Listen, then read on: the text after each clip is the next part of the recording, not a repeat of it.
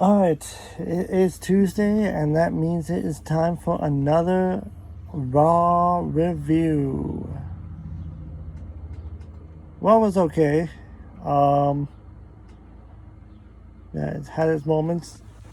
Roman Reigns made his entrance, joined by the Usos and Jacob Fatu.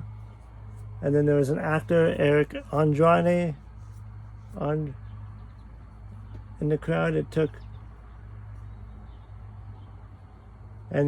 Roman Reigns quite a while to get in the ring because he does his usual slow walk to the ring.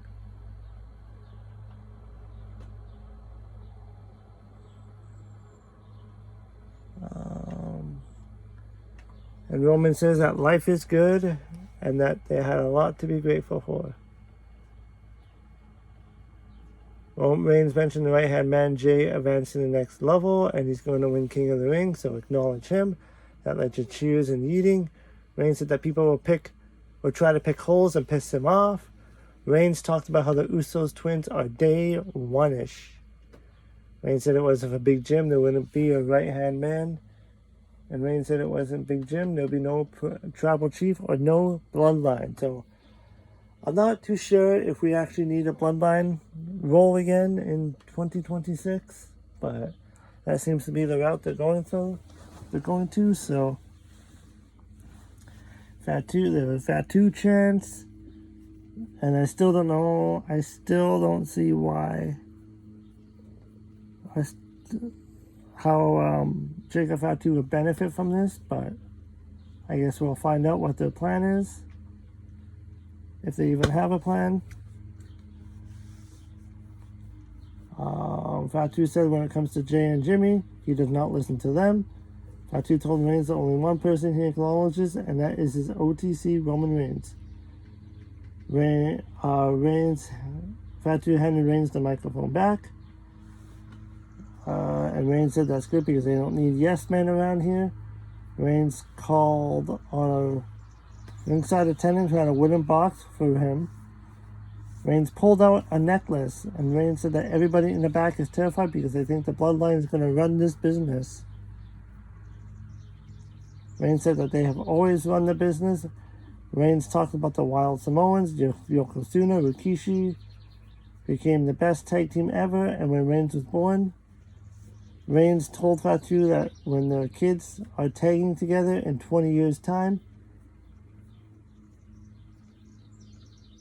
that this is the bloodline.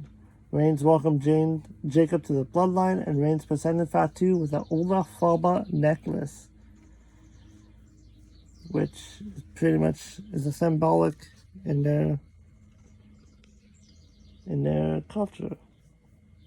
And the Usos were talking behind Reigns and just didn't like Fatu getting a necklace, but the Usos fell in line and acknowledged Reigns as usual.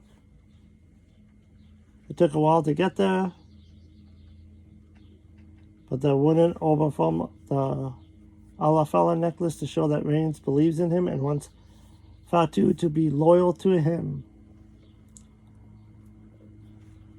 So, and then Roman Reigns shook hands with the celebrity, the actor, Eric Andrade. And then Jay didn't shake hands. And Jimmy shook hands. And then he touched Fatu and even touched the Olafola. And so Fatu pulled Andrade over the barricade, put Andre in the ring, and was hitting him. And Roman Reigns approved of this.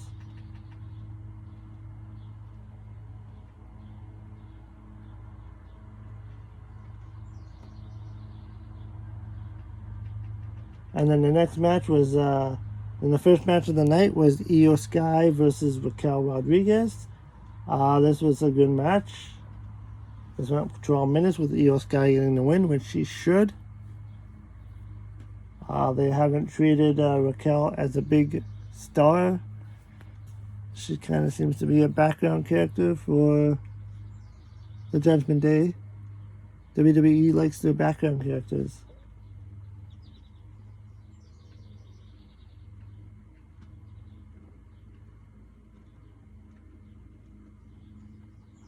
And there was no sign of Liv Morgan or Roxanne Perez at ringside for this match.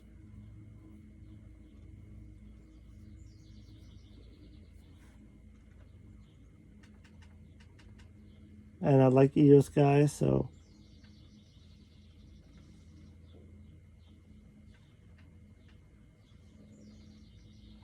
Roxanne and Lib were chatting backstage, so Perez said she'll take care of Flair tonight.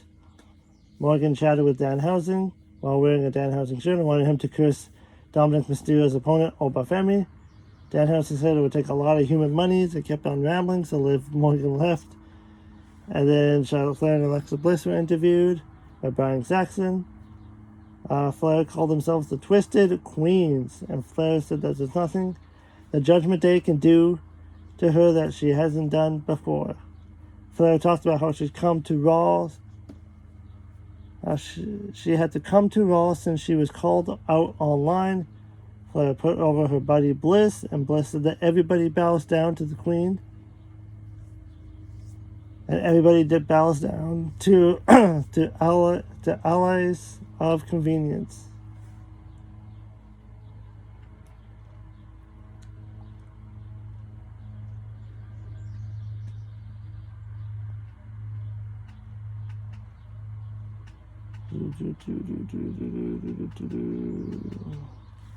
LA Knight approached GM Adam Pearce, said that everything happened the way he said it was going to happen. He complained about Solo getting involved to cost him the match, and Jey Uso got the win at the King of the Ring. Knight said the only way he can get things done is to do things his way.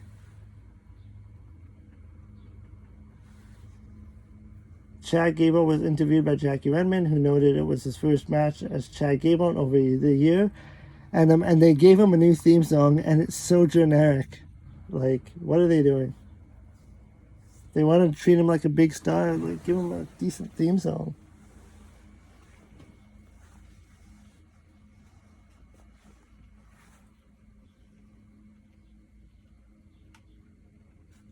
And, so it was Rusev versus Chad Gable. And, Chad Gable got the win in 10 minutes. It was a fun match. Rusev just keeps losing. Maybe grass isn't green on the other side with him. I mean, in AEW, he didn't want to do... Apparently in AEW, he just didn't want to lose, and now he's losing all the time. Imagine that.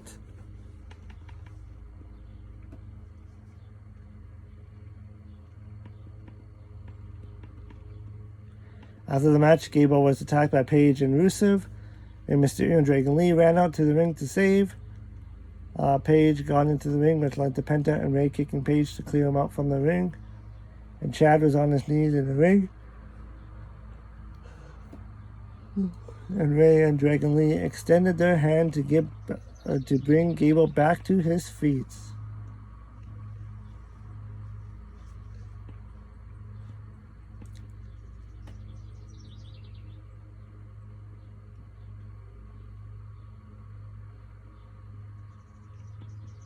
The Usos approached Reigns to say that Jacob was supposed to listen to them. When Reigns is around, Reigns said that they can't have in-ring fighting in the group. Reigns wondered about LA Knight talking trash about them. So you should send the werewolf. Jay was going to deal with it, but then Jimmy said he could talk to Knight, and Jimmy left.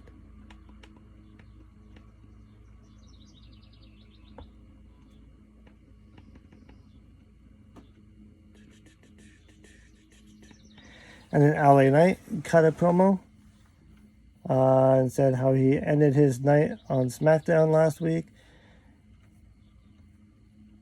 Knight talked about how he had to go to Baltimore and spoke about a friend told him to take the week off and didn't go and don't go to Raw.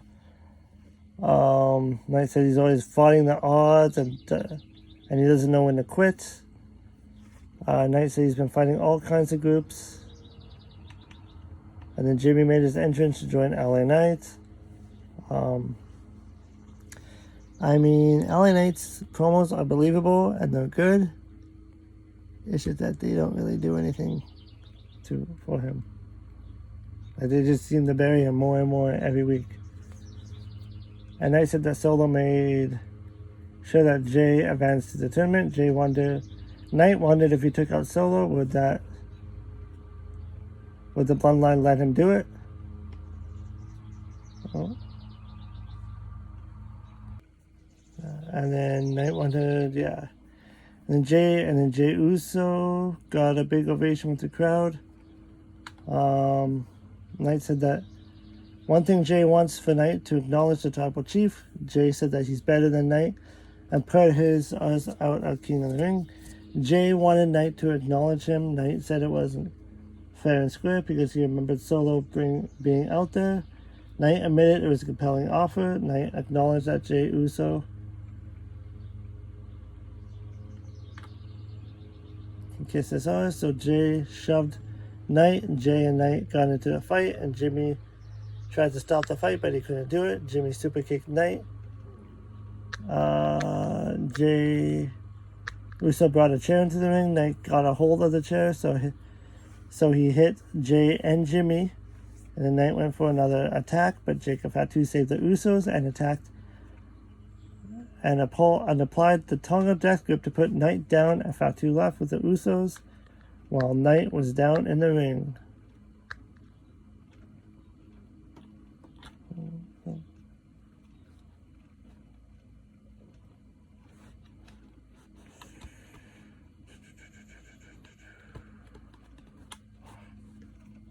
And it was Charlotte Flair with Alexa Bliss versus Roxanne Perez and the Morgan. But before that, they showed an NXT Originals video aired about Alexa Bliss and her career, which was really great because her character and Alexa Bliss is what got me back into watching wrestling. So, hence the name Twisted Bliss. So yeah, Charlotte Flair had a match. She won in 11 minutes with a figure 8 submission.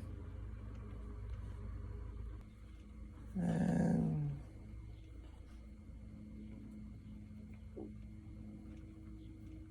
yeah, so Flair advances, and she could actually win the Queen of the Ring because she is the queen after all. So, and then Javon Evans did a promo.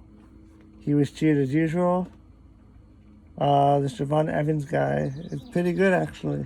So, and then he got interrupted by the returning Logan Paul. He made his entrance with the toe and tricep and was with World Tag Team Champion Austin Theory. Paul claimed he had a life-changing news while the crowd was booing him. Paul said that Evans is a generational talent. And then they eventually tried to invite Javon Evans into the division. He said no, and then Logan Paul said this wasn't an invitation, it's a mandate. And then he kept refusing the offer.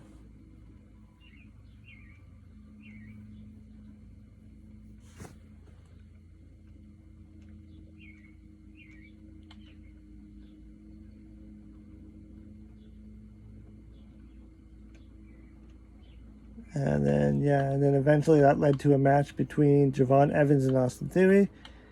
It went 11 minutes. It got interrupted by Braun Breaker. It was a killer spear what Braun Breaker did. Evans hit a red dot spinning kick to the head. Evans went up for the OG cutter.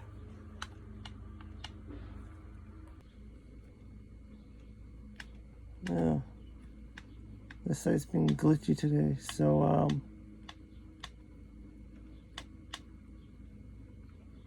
yeah, and then, so Evans took control in the ring with a standing moonsault. Evans jumped off the top.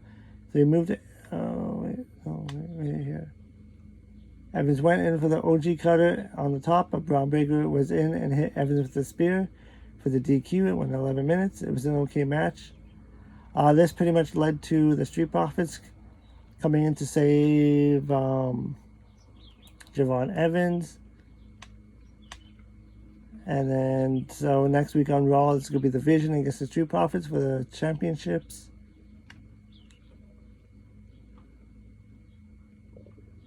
And the Roman Reigns was shown in the backstage segment where Jacob Fatu approached Roman Reigns.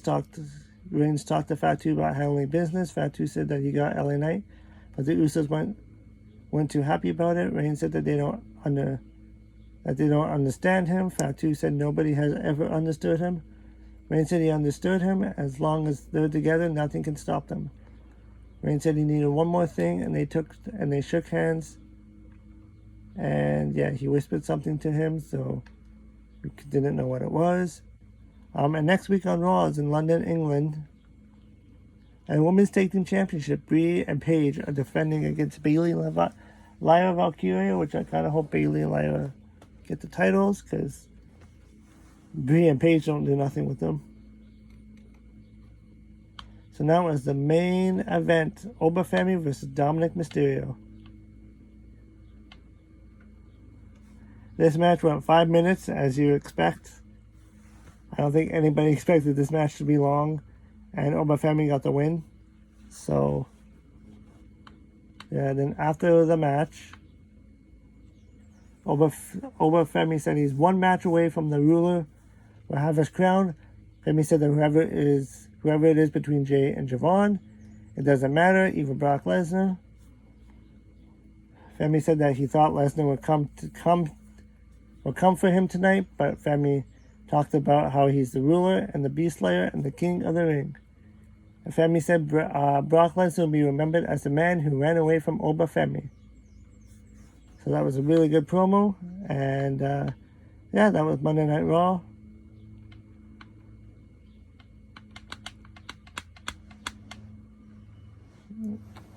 It was kind of an easy watch. And their schedule is weird. Like they were just in Italy, then they were in the States this week, and now they're going back to like Europe next week. So that's Monday Night Raw. Try to do an AW review tomorrow. I'll try to do something tomorrow, but if not, then I'll see you Thursday. Till next time, bye.